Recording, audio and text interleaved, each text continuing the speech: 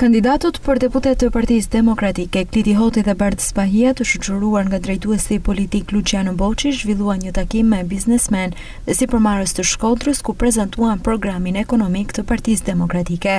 Luciano Boçi në fjalën e tij tha se Partia Demokratike ka parashikuar në programin e saj ulje të taksave dhe lehtësime për biznesin. Ndërhym në sistemin e taksimit solid, i drejt për drejt, i thjerëzuar, konkret, që jep mundësi që të qarkullohet para jo vetëm nëpërmjet biznesit, por edhe nëpërmjet konsumatorit.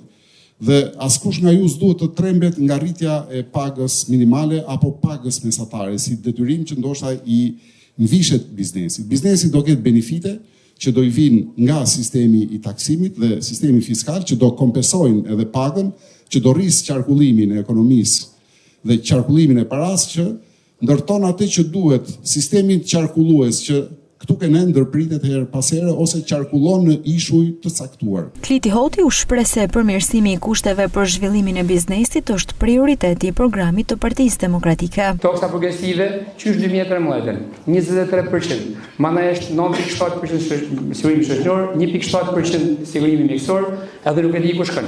Edhe kur bosh llogarinë është me jetu në Itali. E ndërkohë taksat paguhen si në Itali, por ndërkohë shërbimet janë komplet gjë tjetër. Nuk janë si në Itali, edhe këtë dina mirë që nuk janë si në Itali. Ne kena ardhur këtu me një propozim, me një kontratë për ju. 10% taksa, që një këto punëtor me mujt mu pagu si paguhen në Malzi. Sepse nëse do të uleni ta taksa, ju do të keni shumë më mundësi me pagu shumë më mirë se sa paguhen sot.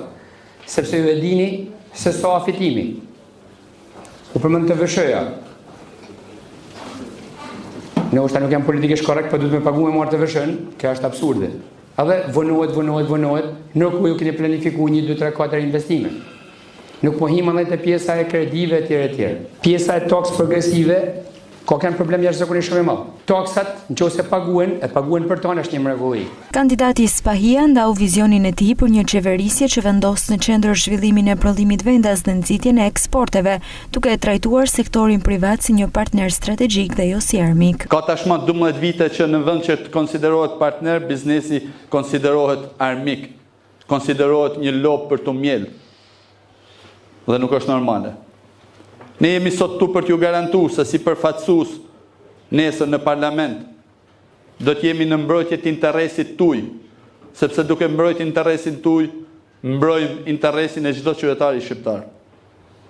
Stimulojmë ekonominë, garantojmë prosperitetin e qytetit ton dhe të vendit ton. Do të garantojmë luftë kundër monopoleve. Do të garantojmë lirim të barrës fiskale. Lirim dhe stabilitet të barrës fiskale, sepse dim shumë mirë impaktin e jashtëzakonshëm negativ që ka ato luhatjet, jo vetëm përqindjet e larta të barrës fiskale tek bizneset tuaja. Dhe këtë do ta bëjmë me nëshmëri dhe përkushtim. Ju bëj thirrje që me 11 maj na bashkoheni në rrugtimin ton fitores, do t'jetë rrugtimi i cili do të çliroj biznesin, sipërmarrjen dhe çdo qytetar të lirë të vendi. Programi i Partisë Demokratike përfshin një sër masash konkrete për lehtësimin e barrës fiskale dhe nxitjen e investimeve. Shkodra, si një qendër e rëndësishme ekonomike dhe kulturore, ka potencial të madh për të bërë një shembull i suksesit të modelit Made in Albania.